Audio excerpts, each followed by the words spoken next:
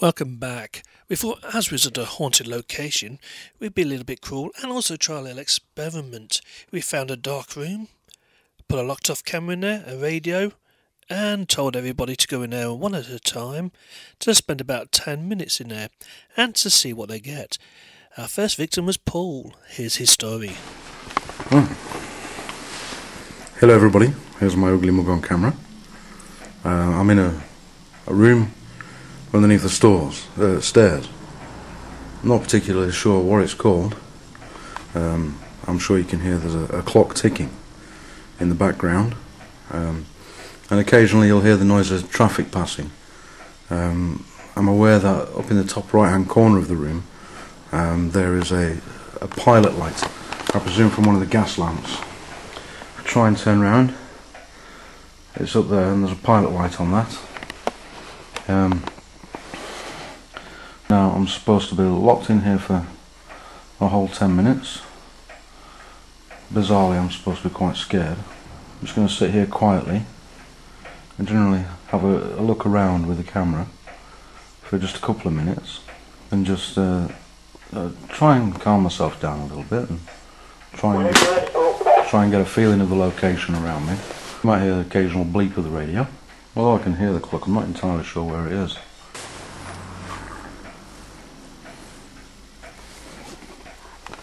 Well, to be entirely honest, at the moment the room doesn't feel like it's got anything particular in. There's quite a lot of residual energy around this area. You know, I would say it feels very much like a, and I'm not very up on train terminology, I suppose. I would say it feels quite a lot like a, what would you call it, an engineer? I would say it feels a lot like an engineer's room. A little bit of residual energy in here of a gentleman. There's a little bit bamboozled of why I'm here. I'm here to talk to you.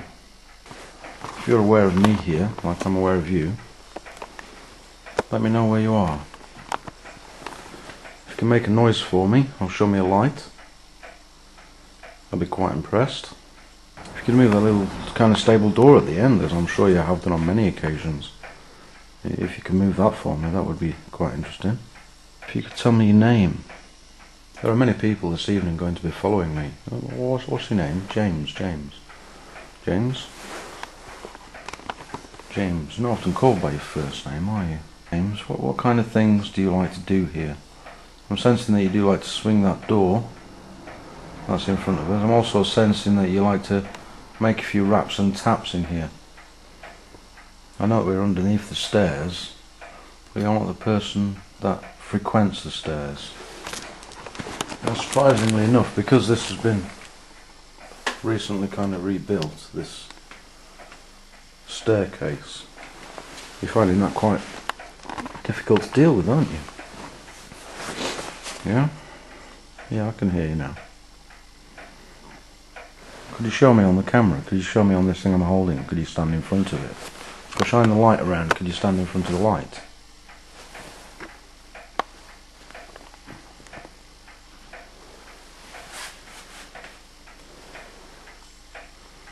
That's it.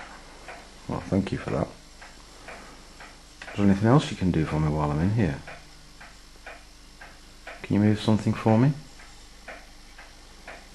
Okay. I'm also occasionally aware of, obviously the clock, but I'm occasionally aware of a little ticking noise. It sounds very much like a watch. Now obviously I've got my watch on, but I know that ticking noise of my watch, and it's not that. There is a spirit in here. Can you show yourself to me? Can you make me aware of where you are? By making a noise?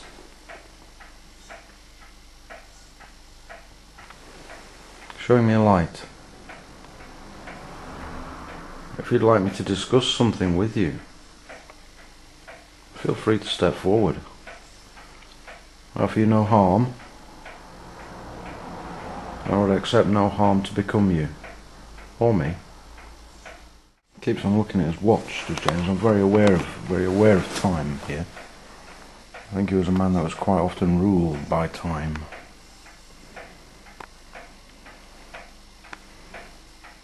Did you work this railway? Did you? Night vision camera, you can't really figure this, but it's showing himself more as a shadow. That's strange then, because even though I've kept it quite still, the camera went quite black.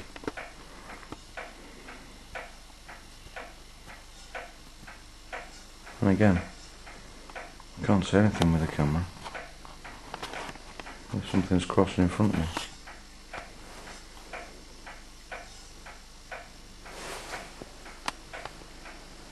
A couple of times, seem to see a bit of a shadow on the camera. And generally, camera loses in focus.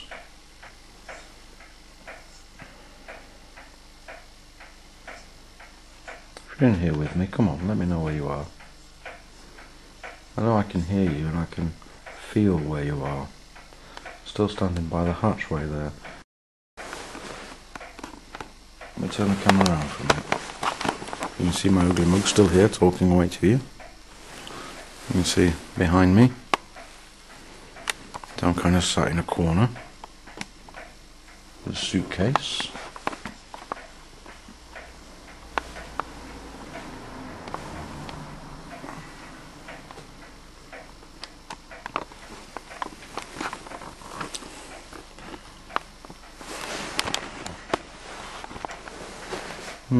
Just very faint energy. Hoping that's going to build up a bit later. With the lady that's seen on the stairs above us. If you're up there, can you make a noise for us? Can you stamp on the stairs for us? That you're not entirely aware, if they're not entirely aware of your energy. Will you let them know for me? Will you let them know where you are and who you are, please, James? Yeah? See if anybody else can feel you around them. Go on, walk towards us, show us where you are, before somebody comes barging through the door. So then, James, Craig's coming in now. You'll be able to play with him for a bit, won't you? Yeah? Show yourself to him, will you? Okay, Paul says the residual energy of a spirit called James. Sounds like he was walking around in a room, shadows. Many of the rest of the team experienced much the same, except for picking up the spirit. It's like tapping to their left, the room being freezing, even though it was about 8 degrees in there. I say this was just a little bit of fun.